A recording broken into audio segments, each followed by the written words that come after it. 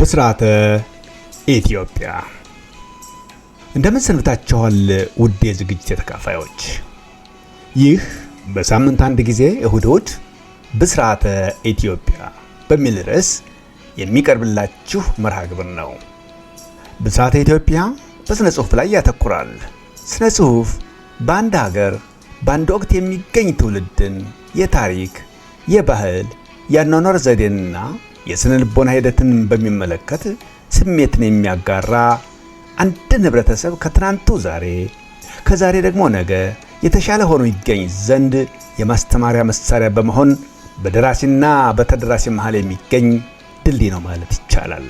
ስነ ጽሑፍ በሰላም ይሁን በድርዱም ብዕር፣ በግጥምም ይሁን በስድ ንባብ፣ በቅኔም ይሁን በውስጠ ዘና በመሳሰሉት መልክ ይገለጽ እንጂ ቋንቋን በማበልጸግ ረገድ የሚጫወተው ሚና እና ጠቃሚነቱ እጅግ ከፍተኛ ነው። በመሆኑም የዚህ ዝግጅት ዋና ዓላማ ስነ ጽሑፍን ተጠቅሞ አገርንና ወገንን በቀና መንፈስ ማገልገል ይሆናል። እነሆ በአሁኑ ጊዜ ቀደም ሲል በገባሁት ቃል መሰረት የመጽሐፍ ትረካውን ይዤላችሁ ቀርቤያለሁ።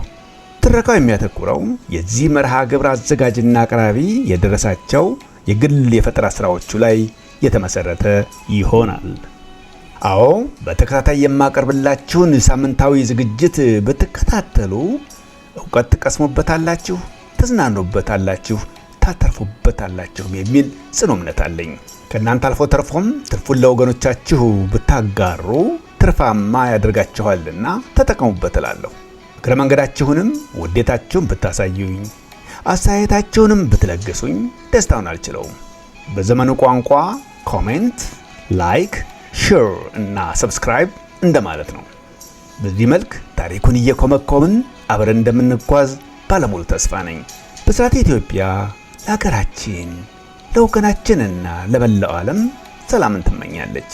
ደራሲ፣ ተራኪ፣ አዘጋጅና አቅራቢ ኪዳነ ማርያም ደሴ።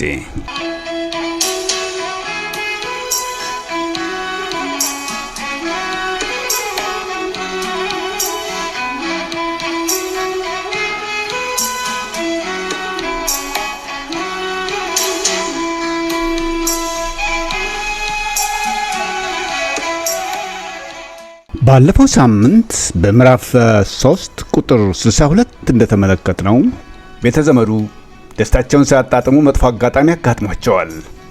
ለመዝናናት ተብሎ ካዛንቺስ እንደተወጣ በሰላም መመለስ አልተቻለም። ያ ሁሉ የከበርቻቻ ምሽት የተጠናቀቀው ባልተጠበቀ ዱብዳ ነበር። ሂሳባቸውን ከፍለው ገና ከመጠጥ ቤቱ ከመውጣታቸው ብዙም ሳይራመዱ ነበር የተኩስ እሩምታ የተሰማው። አዎ፣ ምንነቱ ባልታወቀ ሁኔታ ብስራት በጥይት ተመቶ ኖሯል። ብስራት በሞትና በሕይወት መካከል ሆኖ ጥቁር አንበሳ ሆስፒታል ይገኛል። እንኳንስ መጀመሪያው መጨረሻው የሚታወቅ ነገር የለም። በዚህ ሁሉ ድንጋጤ ላይ እንዳሉ ነበር ትረካው የተቋረጠው። ከዚያስ በዛሬው ዕለት ደግሞ ጥልማሞት ምዕራፍ 3 ቁጥር 63ን ዛለን ብቅ ብላለች። እንከታተል።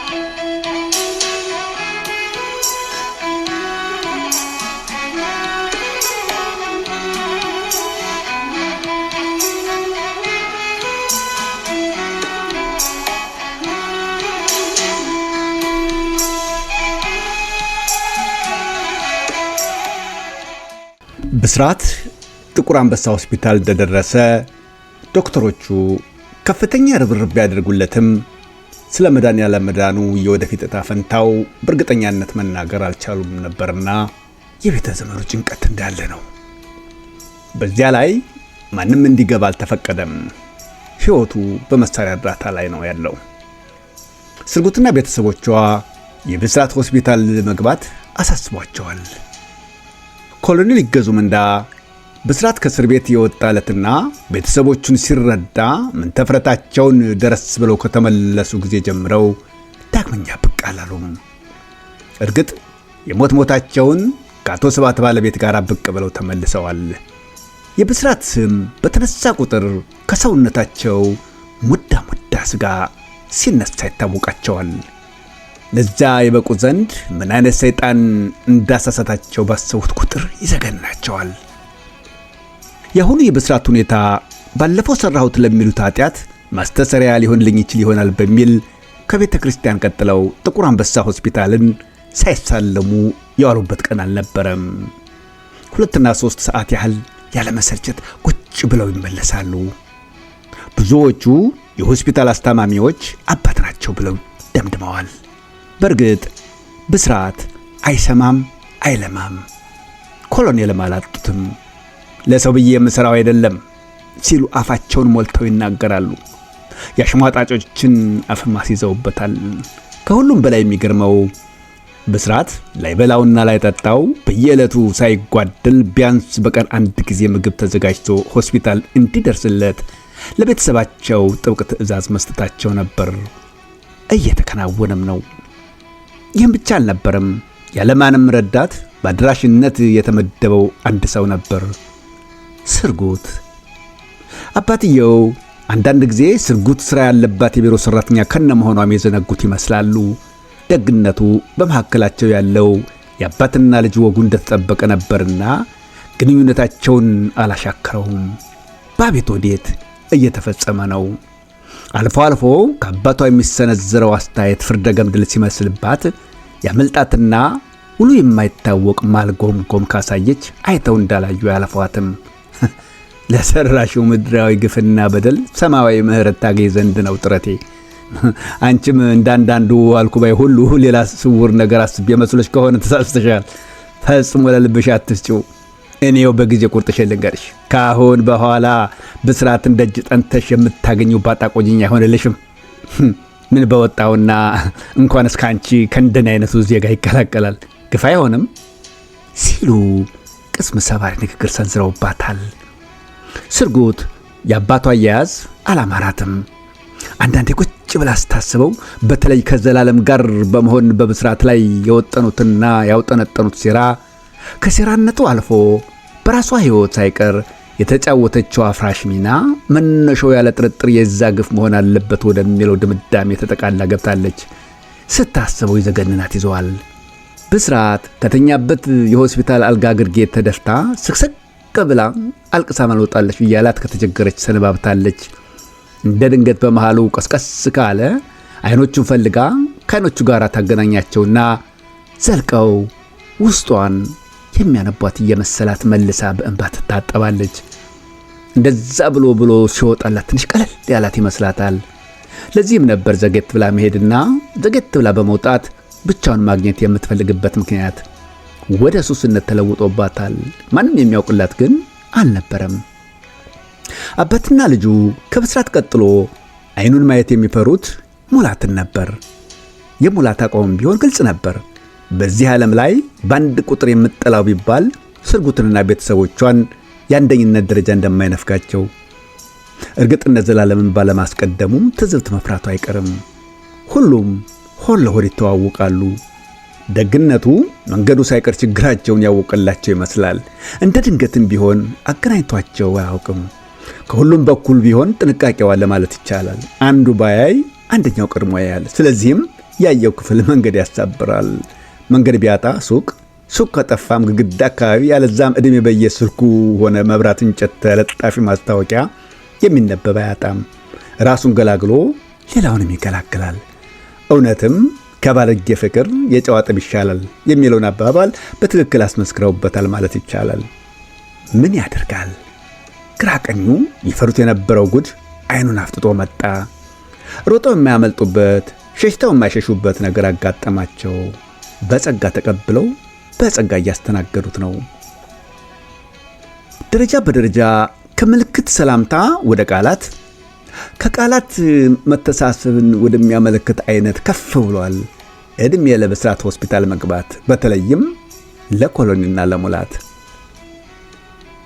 ኮሎኔል ሊገዙ በየዕለቱ የብስራትን ብቻ ሳይሆን የሙላትንም ገጽታ መከታተላቸው አልቀረም ኖሯል። ከቀን ወደ ቀን በትክክል ለውጥ እንዳለ እየተገነዘቡ መጥተዋል። ይህንን ባዩ ቁጥር ከውስጥ ልባቸው በደስታ ሲዘል ይሰማቸዋል። ከዕለታት አንድ ቀን ኮሎኔል ሊገዙ ምንዳ በጉጉት የጠብቁት የነበረው ቀን እንደደረሰ አወቁት። አጋጣሚውን ማጣት አልፈለጉም። በብስራት ክፍል ውስጥ እሳቸውና ሙላት ብቻ መሆን ብቻ ሳይሆን የሙላት ሁኔታ በፈለጉት መልኩ ሆኖ መገኘቱ ነበር ያስደስታቸው። ሰላምታ አሰጣጡ ራሱ ከልብ የመነጨ እንደነበር አስተውለዋል። ከዛም በኋላ በነበራቸው ነፍስ የዘራች ጭውውት ጭምር ኮሎኔል ልባቸውን አጀገኑት። ሙላቴ አሉ ኮሎኔል ለተባለ ቅላጼ ወደሱ እየተራመዱ። አመጣጣቸው ወደሱ እንደሆነ ሲመለከት ምን ተፍረቱን ተነስቶ ተቀበላቸው። ኮሎኔል ሌላ መንደርደሪያ ቃልም አልፈለጉም። ከመልካም ፈገግታ ጋር በቀጥታ ወደ ፈለጉት ነጥብ ገቡ። ልጅ ሲያጠፋ ይቆነጠጣል፣ አባት ሲያጠፋሳ ምን ይደረጋል ይላል የዘመናችን የወጣቶች የሥነ ምግባር መመሪያ። ቀልድና ትህትና የተሞላበት ቁም ነገር አቀራረብ ነበር። ድንገተኛ ጥያቄ ቢሆንም ጥያቄው ከምን አንጻር ሊያያዝ እንደሚችል ሙላት አላጣውም። ሁለቱ እጆቹ በሁለቱ እጆቻቸው ላይ ተደራርበው እንዳሉ ስግደድ ያለ አንገቱን ከፈገግታ ጋር ቀና በማድረግ ብሩህ ገጽታ አሳያቸው። የኛው እንኳ ገና አልጸደቀም አባባ፣ እስከዛው ግን ያጠፋ ካለ በድሮ መመሪያ መጠቀም እንችላለን። ቁም ነገሩ የግራ ቀኙ ስምምነት ላይ ነው። እንዳመጣጣቸው መለሰላቸው። ኮሎኔል ይገዙ ማለት የፈለጉት እንዳለ ቢያስታውቅም ከንፈሮቻቸው ተላቀው ቃላት ማውጣት አልቻሉም። ፍስስ ድንስስ አደረጋቸው። በዓይናቸው ውሃ ከጠም ብሎባቸዋል። እንደምን ተቆጣጠሩ ተነፈሱ። አሁን ገና ገደልከኝ ሙላቴ። የማዝነው ከእናንተ አይነቱ ሰው ጋር መዛመዱም ይቅር ተቆራርጬ መቅረቴ እንጂ። ትካዜ ከበባቸው። አንዴ ለምን አባባ ምን መጣና? ሆድ እያወቀ የቀረበ ማስተባበያ ነበር። እርግጥ ነው ለዚህ ሁሉ ያበቃቸው ማን እንደሆነ ያውቃል። አንተው ተው፣ ይሄንን ተውና በቅድሚያ ለዚህ ላበቃኝ አምላክ ምስጋና ይግባው። የሆነ ሆኖ ይሄን ላዘበዘብብህ አይደለም የዛሬው አነሳሴ። ጥያቄን እንደምትረዳው አውቃለሁ። ስለተረዳኸኝም ነው ተገቢ መልስ የሰጠኸኝ። የበሰለውን ጥሬ ላደርገው አልፈልግም። አጥፍቻለሁ ብዬ መምጣቱን ከነውር ቆጥሬው ነው መሰለኝ በዛ መልክ ቀረብኩህ። ቢያንስ አሁንም ድክመቴን ለመሸፈን በማድርገው ጥረት ልቦና እያወቀ ቅር ሳትሰኝ ከጠንካራነት እንደቆጠርኩት ማውቀህ ሳታሳፍረኝ ይሁንለት በማለት ራሱ ለኔ ለግብዙ ምን ማለት እንደሆነ ይገባኛል። አመሰግናለሁ ሙላቴ። እንደኔ አይነቱ ደግሞ ቢቀጣም ቅር ሊለው በማይችለው ድሮ በሚያውቀው ሕግ ቢሆንለት እንደሚሻለው ስላወክልኝ ባመላለስ ገደልከኝ። ቅዱስ መጽሐፋችንም ይላል ይቅር ብትሉ ይቅር እላችኋለሁ። ይሄ ደግሞ ላወቀው ብቻ ሳይሆን ለተጠቀመበት ቅዱስ ቃል ነው። ይቅር የሚባለው ደግሞ ያጠፋ ነው። የኔ ልጅ ትልቁ የአዋቂ ሀቲፍ ማለት እኔ ነኝ። ሰው ይጫወትብኝም አይጫወትብኝም ያትርፍ ነው። ከሁሉ በፊት አንተ ካንጀት ይቅር በለኝ። ሙላት ጫማ ስር ወደቁ። ሙላት ለማላቀቅ ታገለ። በታገለ መጠን በሚደረገው ትግል ሳይታወቀው መላልሶ በጫማ ጥፊ ገጫጫቸው። ቢጨንቀው ባሉበት ሁኔታ እንዳሉ በተጠንቀቅ ቆሞ ኑዛዜውን በበኩሉ ቀጠለ። የማይለውና የማይማጸንበት የመንፈሳዊ የሆነ ዓለማዊ ቃል አልነበረም። አይ ጉድ! የሁሉ ምን ያደርግልሃል ልጄ? ካንጀት ከሆነ አንድ ቃል ይበቃል። ምሬሃለሁ በለኝ ልጄ። እርግጥ ነው እንደሚከብድ አውቃለሁ። ምን ያደርጋል? አንድ ጊዜ እንዳልሆነ ሆኜ የተገኘሁ። በስራቴ እንደሆነ በእግዚአብሔር እጅ ነው ያለው። ይቅር ሊለኝም ላይለኝም ይችላል። አንተ ግን ምስጢሩን ሁሉ ታውቀዋለህ። በእኔ በኩል አንተ ማለት እርሱ ነህ። ከልብ በሚዋደዱ ሰዎች መሃል የሚከሰት ማግኘትም ሆነ ማጣት፣ ቅሌትም ሆነ ክብረት የጋራ ነው። ይልቁን አንድ በለኝ። ውጥር አድርገው ያዙት። አይ አባባ፣ በእኔ የሚሆን ከሆነ ምን ከፋኝ? ይቅር ብያለሁ አባባ። ሊያነሳቸው ጎንበስ አለ። አልተነሱለትም። ፈጣሪ አምላክን በለኛ። ፈጣሪ አምላክን ከምሬ ነው እኮ። በዛየትን በልልኝ። አሁንም በዛየት አለምን። ኮሎኔል ይገዙ ቀና ሲሉ ጉንጮቻቸው አካባቢ የአቧራ መስመሮችና የሙላት ጫማ ሶል ቅርጽ ይዘው ተነስተዋል። ሙላቴን ሲመለከት ይበልጥ ደነገጠ። የሚለውን አጣ። ሁሉንም ትቶ ጸጥ አለ። እኔ በሰው ፊት ያፈርሁ፣ የሰው ፊት ያቃጠለኝ። እንኳንም አንተ ይቅር አልከኝ እንጂ የወንድምህን ደግሞ ፈጣሪን አስቸግረዋለሁ። ከነ ኃጢአት የከርሰ መቃብር ይወርድ ዘንድ አያደርገውም፣ ክፉንም አያሰማንም አሉና በሐሳብ ነጎዱ። ሙላት በበኩሉ የተፈጸሙት ሁሉ አንድ ባንድ ወለል እያሉ ይታዩት ጀመር። እሱም ጣጥሏቸው ያብሰለስል ጀመር። የኮሎኔል ይገዙ መባንን ነበር ያባንነው። አንተ ሙላቴ። አቤት አባባ፣ ዛሬ ከእናንተ ጋር ምሳ በበላ ቅር ይልሃል? ፈቃድ ከሆነ ማለቴ ነው። ናው ቸኮልኩብህ። ሁኔታቸው ለራሳቸው አሳቃቸው። ሙላት እሺም እምቢ ብለህ ማለት ግራ ተጋባ። ጭንቀቱ ከፊቱ ይነበብበት ጀመር። የአንተን ፈቃደኝነት እንጂ ልዩ ዝግጅት የምፈልግ መስሎ ከሆነ ሐሳብ አይግባህ። ቤት ያፈራውን እንጋራለን። አላፈናፈኑትም። ሙላት ማመለጫ እንዳላገኝ አወቀ። አባባ ደስ ይለኛል። ያው መቼም የወንደላጤዎች ቤት ነው፣ ግን ለምን ሌላ ቀን አይሰጠኝምና ተዘጋጅቼ አልጠብቀውትም።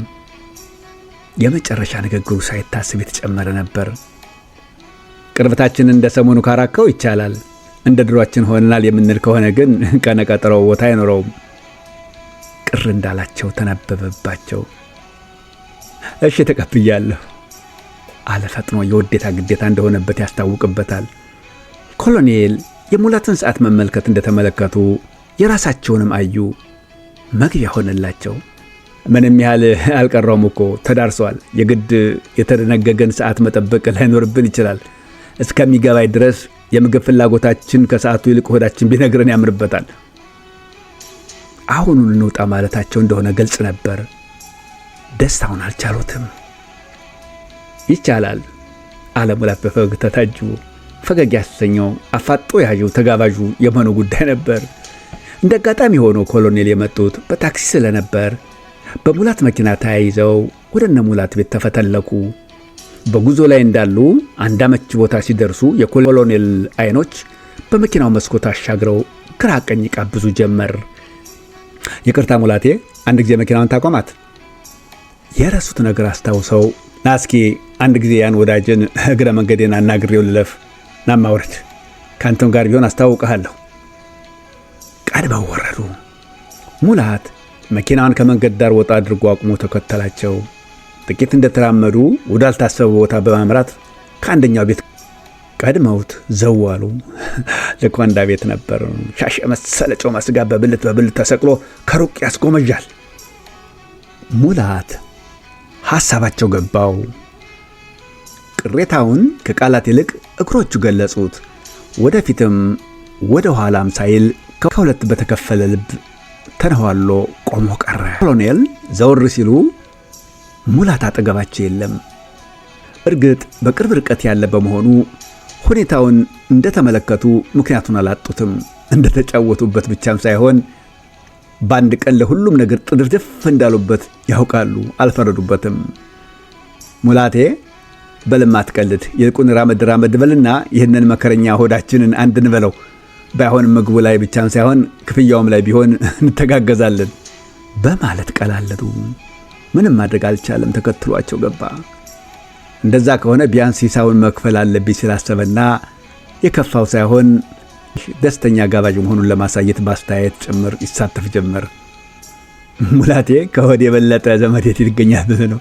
አሰቴን ነው አሉ እየሳቁ። ንግግራቸው እንጂ አይናቸው ሙሉ በሙሉ ያለው የፊት ለፊታቸው ካለው ሳልገኝና ሽንጥ ላይ ነበር።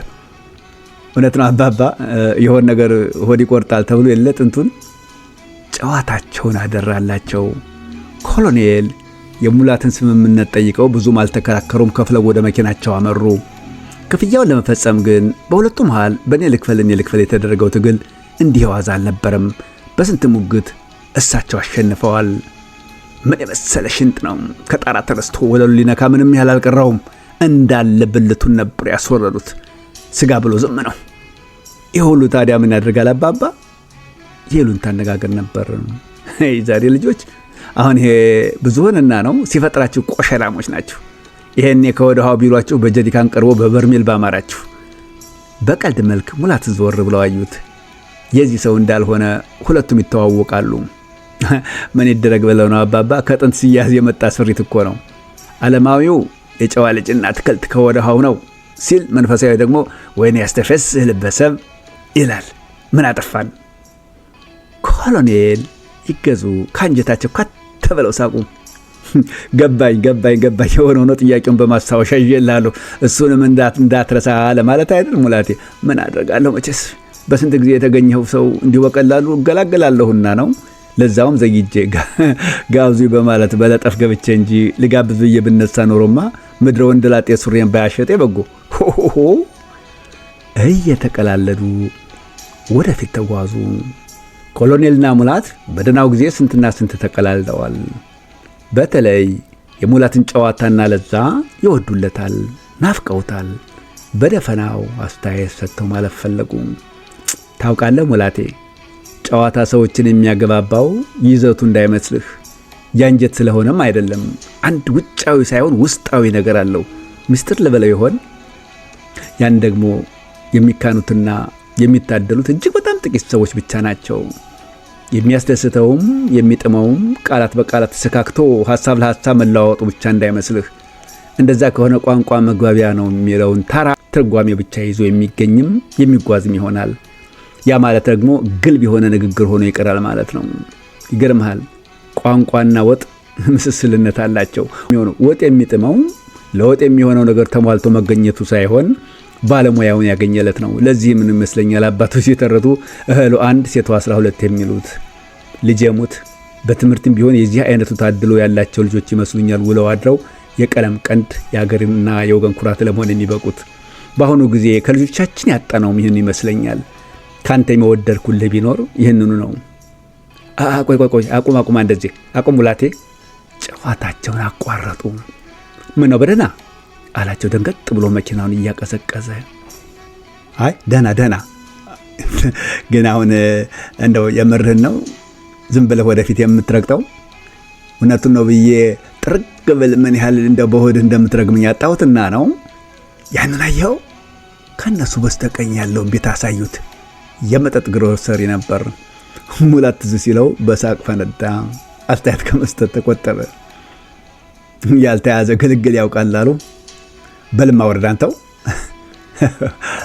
እየተሳሳቁ ወረዱ። አንድ ጠርሙስ እናትና ልጅና 2 ጠርሙስ ጉደር ገዝተው ተመለሱ። እንዴ ይሄማ ምኑን የምሳ ጋበዝኩ አባባ፣ ልጋብዝ አይሉኝም ኖረዋል። ወይ አንተ ያለቃ ገብረሃና ነገር አመጣው እንዲሞኝ በሰማችኝ ያሉ ነው የሚባለው። ሐሰትም የለው። ሁለቱም ሳቅ በሳቅ ሆኑ። ይገርምሃል ሙላቴ አለ ኮሎኔል በቁም ነገር አቀራረብ። የዛሬዋ ቀን ምንኛ የተቀደሰች መሰለች የኔ ልጅ። በእውነት ነው የምልህ ዓለማዊውንም ሆነ መንፈሳዊን ሸክሜን ያራገፍኩባት የተባረከች ዕለት ናትና እንኳንስ ዛሬ ወደፊትም ቢሆን ብዘክራት ቅር አይለኝም። ልክ ለንስሐ አባቴ የሰራሁትን ትልቅ ወንጀል ተናዝዤ ይቅር የተሰኘሁ ወይ ደግሞ አጋንን ካትበለኝና በስተመጨረሻው ዘመን ጌታ በቀኙ ካቆማቸው ደጋግ ሰዎች መሃል እንደ አንዱ የሆንኩ ያህል ሆኖ ነው የተሰማኝ። በጣም የሚገርመው እኔ ያሰብኩት ቀርቶ እግዚአብሔር ያስበው መሆኑ ነው። ይሄ ራሱ እግዚአብሔር እንደተጨመረበት ያረጋግጥልኛል። ለምን ብትል እኔ ከቤቴ ስነሳ መኪናዬን ትቼ በታክሲ የመጣሁት በኔ ቤት መሰየዴ ነበር። እሱን ሰበብ አድርጌ እንድታደርሰኝ እለምንና አንድ ጊዜ ከመኪናህ የመግባት እድሉን ካገኘሁ የሆነ ቦታ ቁጭ ብለን እንጨዋወታለን። ኃጢአቴንም ቢሆን እዛው እናዝዝና እግረ መንገዴን ማስተላለፍ የምፈልገውን ቁም ነገር አስተላልፌ እገላገላለሁ ነበር። እንዴት እንደሆነ ግን የምታየው ነው። እግዚአብሔር ይመስገን በማለት ፈጣሪያቸውን በተለያየ የምስጋና ቃላት ያመሰግኑት ጀመር። እነ ሙላት ቤት ሲደርሱ በሁኔታው የተደነቀውና ግራ የተጋባው አንድ ሰው ብቻ ነበር። ደበሳይ አይኑን ማመን አቃተው። እሱ እስከሚያውቀው ድረስ እግዚአብሔር ራሱ ቢወርድ ለዛውም በግማሽ ቀን ውስጥ 2 ሰዎች ለዚህ ይበቃሉ ብሎ እንኳንስ በውኑ በህልሙ የማይታሰብ ጉዳይ ነበርና ነው። ከዚህ ቀደም ተመሳሳይ ሐሳብ አንስተው ደበሳይ ገና ዳርዳር ሲል አፉን እንዳስያዘ ያውቃልና ግራ ገባው። በዚያ ላይ አብራቸው ሰው የለም። አፉን ይዞ ቀረ። ከመደንገጡ የተነሳ ለሁለቱም ቢሆን ተገቢውን ሰላምታ አልሰጣቸውም ነበር። አዛዥ አበጋዙ እንዳይላሉ ለይስሙላ ያህል የጊዜ ሰላምታ ከሚለዋወጡ በስተቀር ፊታቸው ቆጨም እንዳለ ነው። ከመጠን በላይ ደንግጠዋል። ሁለቱን አብረው እንዲመጡ ሊያደርጋቸው የሚችል ጉዳይ አንድ ነገር ብቻ ነው። ያም በስርዓት አንድ ነገር ሆኗል ማለት ነው በሚል ጠርጥረው ለመስማት ቸኩለዋል። በዚህ መሃል ነበር ኮሎኔል ተንደርድረው ከአዛዥ አበጋዝ ጫማ ስር የተደፉት። አዛዥ ማሩኝ የኔ ጌታ፣ ካሁን በኋላ ብስራቴ ከላይ ሆነ ከታች ከርሰው የቀረበ ማን አለው? በመድኃኔ ዓለም ይዤዎታለሁ፣ ይቅር በሉኝ። እርስዎ ይቅር አሉኝ ማለት ቀኛማዬና እሜቴ ይቅር አሉኝ ማለት ነው። እመቤቴ ድንግል ማርያምን አማላጅ ይዤ እግሯ ላይ ወድቄያለሁ። ሴት የወለደ ምንጊዜም እንዳፈረ ነው። ማሩኝ፣ ስለ አገረው ታቦት ብለው ማሩኝ የኔ ጌታ በማለት ትፍት ብለው ለመኗቸው። አዛዥ አበጋዝ ወደ ሙላት ዞረው እናንተ ጨርሳችሁታል ማለት ነው አሉ በቁጣ መንፈስ ለኮሎኔል ምላሽ በመስጠት ፋንታ። አረ እኔም ዘንድ አሁን በሚያዩት መንገድ ነው የተፈጸመው። ለነገሩ አዎ አላቸው ሲፈራ ሲጨር። አንተ የቀረኸው መስሎኝ ቆየ፣ አንተም ከዳኸው ማለት ነው። አዲያ ደግ ነው። እናንተ የጨረሳችሁትን ጉዳይ ምን አረገው ብላችሁ ነው? ከነቃሽ ቁጥር ሆኜ ከሆነ ደግ፣ ይቅር ባየው ግን አንድም ተበዳዩ አንድም ደግሞ ዚሃሩ ነው። ያገም ጠቀም ማነጋገር ሰንዝረው ዝም አሉ። አዛዥ ግድ የለውትም የእርሰውን ብቻ ይቅር ይበሉኝ፣ ብስራትም አጓን ለመትረፍ ያብቃው እንጂ እናንተን ይዤ እግሩ ላይ ወድቄ ማረኝ እለዋለሁ በማለት ተማጸኗቸው። እርግጥ ነው ቂም ይዞ ጠሎት ሳል ይዞ ስርቆት አይበጅም ይላሉ አባቱ። መቼስ ምን ይደረግ አይሆንም አሉ። ይቅር ብያለሁ በማለት ጎንበስ ብለው አስነሷቸው። ሁለቱም ትከሻ ለትከሻ ተገናኙ። ኮሎኔል በዚያው አልበቃቸውም፣ ደበሳይ ጫማ ስር ወደቁ። አንተስ ብትሆን አብ ሲነካ ወልድ ይነካ አይደል? ከነ ቤተሰቤ ላይነህ አስጠላንህ አንተ ወዬ። አሳድጌ በስተመጨረሻ አንተ ለማጥቼ አረፍኩት። በስተመጨረሻ ያጥላት ከፍሬ ነው ማለት ነው ደበሱ። አንተ ማጋላየህ ማለት ነው። ሲሆን ዋሽተህ ባስታረከኝ አብርሃይን ላፈር ብትለኝ ባንተ ያምራል። አንተ ገምናዬን ያሸፈንክልኝ ማን ሊሸፍንልኝ ይኖራል? በል ኧረ ባንተ ሳይቸባለሁ። የኔው ቢበዛም የጋራ ዘመድ ሆኖ መገኘት ለመቼ ነው? ቢሆንም ግድ የለም ማረኝ፣ ሀገር እያዝልኝ አሉ። ይቅርታ ጥያቄ ሳይሆን ዱላ ነበር። በእርግጥም ማስታረቁ እንኳ ባይችል በዚህ የተነሳ ከቤት ይወጣል ብለው አልጠበቁም። አቄመውበታል። ሙላት በስንት መከራ ገላገላቸው። እርግጥ ደበሳይ ይቅር ካለ በኋላ ነበር ኮሎኔል የተነሱት። ደበሳይ ሳይታሰብ ኮሎኔል እግር ስር ወደቀ። ማሩኛ አባቴ፣ እውነት አለዎት፣ እኔም ዘንድ ጥፋት ይኖራል። ምን ላድርግ? ከእርስዎ እኮ አይደለም ጉዳዩ፣ ከቤተሰብ ነው። መውጣቴ በእጄ እንጂ እኔ የማውቀውን ሁሉ ብዘረዝር ቤተሰቡ አሁን ባለበት ደረጃ ባልተገኘ ነበር። የእርስዎን የአባቴን ጠባይ አሳምሬ ያውቃለሁ። ያንን ፍራቻ ነው ገለል ማለቴ። ይማሩኝ አለ ካንጀቱ እንባ እየተናነቀው። ኮሎኔል ይቅር ብያለሁ፣ ተነስ የኔ ልጅ አሉና እንደ ተነሳ አቅፋቸው ውስጥ አስገብተው እንደ ሕፃን ልጅ ያባብሉት ጀመር። ነገር ሁሉ ለበጎ እንደነበር እየገባቸው መጣ። ባልተጠበቀ ቀን ባልተጠበቀ ሁኔታ ሰላም ወረደ። በተለይ ለኮሎኔል ገዙ ምንዳ ትልቅ እፎይታ ነበር። በየጨዋታቸው መሃል ዛሬ ዳግም ልደቴ ነው፣ ተጫወቱ፣ እንጫወት፣ የሚበላም ሆነ የሚጠጣ ይጨመራል በማለት ደስታ ፍንድቅድቅ ያደርጋቸው ይዟል። አዛዥ አበጋዝም ቢሆን ትንሽ ቀለል እያላቸው መጥቷል። በተለይ የሙላት ምክር ትልቅ ሚና ተጫውቷል። አጠገባቸው ተቀምጦ በአብዛኛው የሚጫወተው ስለዚህ ጉዳይ ነበር። የሚበላው ተበልቶ የሚጠጣው እየተጠጣ እያለ ኮሎኔል ገዙ ምንዳ ቀስ በቀስ ዋና ቁም ነገር ነው ወደሚሉት ጨዋታ ስተት ብለው ገቡ። በስራቴን በሕይወት ዕድሜ ባገኘው ደስ ይለኛል። እንዲህ ሆዴን እንደበላው ወደ መቃብር መውረዴ ለምን ይቆጨኝ እንደነበር የምናውቀው እኔና አንድ ወልደ ማርያም ወልደ እግዚአብሔር ብቻ ነን። ከመልካም ሽቶ መልካም ስም ይሸታል ይባላል። እኔ ግን በስተማለቂያዬ ላይ በተቃራኒው ሆኜ ተገኘሁ።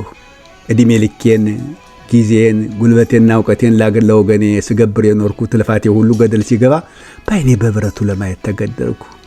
እኔ ያላዘንኩ ማን ያዝናል? እኔ ሲያልከረፋህ ማን ይከረፋል ይኖረዋል? ይነስም ይደግም ይህም ተስፋ ነው። ካሁን በኋላ መቼም በስራቴን የኔዋ ዘልዛላ የትዳር ጓደኛ ይሆናሉ ብዬ ሐሳቡም ምኞትም የለኝም። ምን በወጣውና ቃል ለምድር ቃል ለሰማይ ዕድሜ ከሰጠኝ ያለ የሌለኝ ንብረቴን ለምን ሸጬ ለውጭ አይሆንም? ካቀረበኝ እንደ አባት ካላመነበት እንደ ባዕድ ዘመድ ሆኜ ተቀበለ አልተቀበለ እናንተን ይዤ ደግሼ እድረዋለሁ። ወይ ከተረገሰበት ተገኝቼ የማደርገውን አደርጋለሁ። ሲሆን እሱም ቢሆን ለዚያ ያበቃው እንጂ ሆደ ቀጭን ነው። ታሪኩን የሚያስረዳው ካገኘ እንደማይጨክንብኝ ያውቃለሁ የዛሬው አመጣጤ ሌላም ጉዳይ ያለበት ወገኖቼ። ይቅርታውም ዋይታውም ለምን በአንድ ቀን ሆነ ብላችሁ እንደማትታዘቡኝ አምናለሁ። ጊዜ ስለሌለኝ ነውና አትፍረዱብኝ ዘመዶቼ። እርግጥ ጉዳዩን ካሰብኩት ቆይቻለሁ። የአሁኑ አይነት አጣዳፊ ጉዳይ ያጋጠመኛል ብዬ ግን አስቤው ስለማላውቅ ብስራቴ ሆስፒታል ከገባ በኋላ እጠባበቅ የነበረው የሙላቴን ፊት ነበር። ደበሱ ጋር እንኳን ብዙ ጊዜ ተገናኝተንም ታይተንም አናቅም። ለማንኛውም ስራ እንደሚበዛበትም አውቃለሁና አልፈርድበትም፣ አይፈረድብኝም። ልጆቼ ያ ሁሉ ቀርና ዱብዳ መጥቶብኛል። የግድ ማንሳት ሊኖርብኝ ሆነ። እነሆ አነሳው ዘንድ የዛሬን ቀን መረጥኩ። እኔ ካሰብኩት በላይ አንድዬ በሚደንቅ ሁኔታ አመቻችቶት ከእናንተ ጋር አገናኘኝ። በአሁኑ ጊዜ የተቀጣጠረው ሰው እንኳ እንዲህ እንደኛ ተሟልቶ መገናኘት ያስቸግራል። እድለኛ ነኝ በእውነት በማለት በረጅሙ ተንፍሰው ቀጠሉ።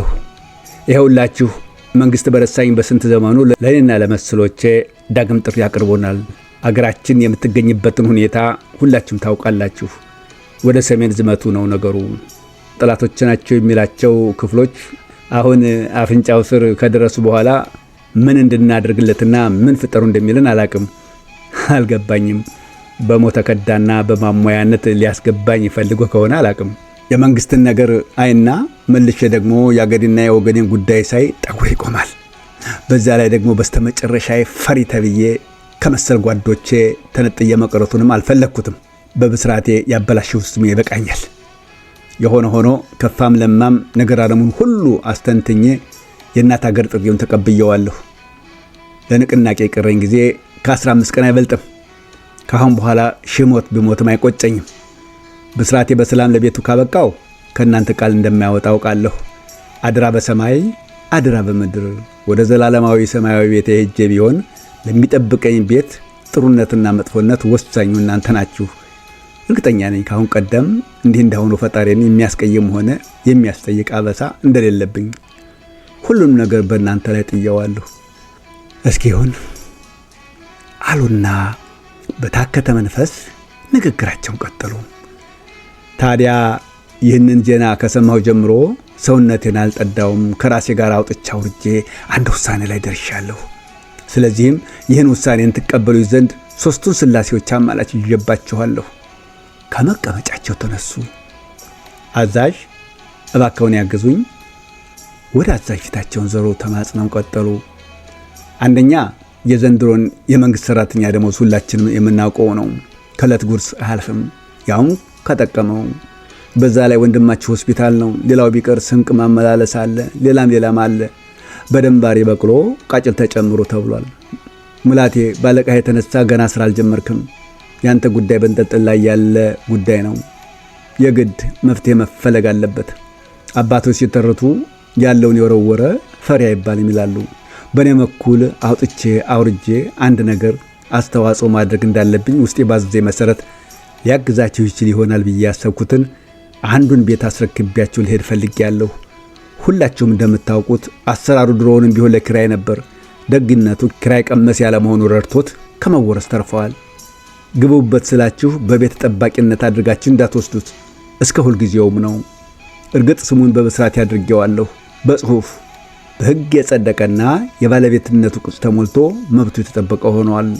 ስለዚህም በመንግሥት ደረጃ ይህ የምሰጣችሁ የባለቤትነት ካርታ ስሙ ከተዛወረ ጊዜ ሰነዱ በእጃችሁ ከገባበት ከዛሬዋ ቀን ጀምሮ የእናንተ ነው። ሙላቴን ካተቀበለኝ በማለት አንድ ትልቅ ካኪ ፖስታ ከካፖርታቸው የውስጥ ኪስ አወጥተው አስረከቡት። ሙላት እምቢ ምሽም ማለት አልቻለም። ፖስታውን ከኮሎኔል እጅ ተቀብሎ እንዳንከረፈፈው ነው። አባባላቸው አደንዝዞታል። ፊልም የሚከታተል ወይም ደግሞ እንደ ህልም ሆኖ ነበር የሚታየው። ምን ማድረግ እንዳለበት እርግጠኛ አልነበረም። ኮሎኔል ንግግራቸውን ቀጠሉ። ማየት ካስፈለገ በኋላ ታዩታላችሁ። ለማንኛውም ግን እኔም ከመንቀሳቀሴ በፊት ገብታችሁበት ማየት እፈልጋለሁ። 3 ቀን እሰጣችኋለሁ። በአራተኛው ቀን እኔ ወደዚህ አልመጣም። እዛው ሆኜ ቤቱን አዘገጃጅቼ የእናንተን መምጣት እጠባበቃለሁ። ቁልፉንም አስረክባችኋለሁ። ቤቱን አጸዳድቼዋለሁ። ሐሳብ አይግባችሁ። አንዳንድ መሰረታዊ የሆኑ ዕቃዎችም ተሟልተዋል። የሚፈለገው ሻንጣችሁ ብቻ ነው። ምን አለፋችሁ ራሳችሁን ከአንድ ሀገር ወደ ሌላ አገር ወደ አንድ አገር የምትጓዙ መንገደኞች አድርጋችሁ ቁጠሩት። እርግጥ የወታደሩን አይነት ጉዞ ማለት አይደለም። በዚያ ላይ በአብዛኛው የወንደላጤ ዕቃ አያጓጓም። የምናውቀውና ያለፍንበት ነውና አትቸገሩ። ሌላው በማለት ቀጠሉ ኮሎኔል አሁንም ወደ ሌላኛው የውስጥ ኪሳቸው እየገቡ የወጭን በሉት የምንም ለአንዳንድ ወጭ ሊያግዛችሁ ቢችል ብዬ ነው በማለት በወረቀት የተጠቀለለ ነገር አሁንም ሙላት አቀበሉት። በማስከተልም ክፈተው ግድ የለም አሉት ከሙሉ ፈገግታ ጋር። ሙላት ገለጠው። ብር ነው፣ አዳዲስ ባለ 100 ብር ኖት፣ ማሰሪያው ያልተፈታ ከባንክ እንደወጣ የሰው እጅ ያልነካው 10,000 ብር። 10,000 ብር ማለት ነው አለ ሙላት ጠፍቶት ሳይሆን ገርሞት። ማንም ነውም አይደለም ያለው አልነበረም። የጥያቄው መንፈስ ገብቷቸዋል። ለበስራት የማድረግ ከሚገባኝ እጅግ አነስተኛ ነው፣ ምን ማድረግ እችላለሁ? ኮሎኔል ባይናቸው ውሃ ሞላ። ይገርማል። ይቀጥላል።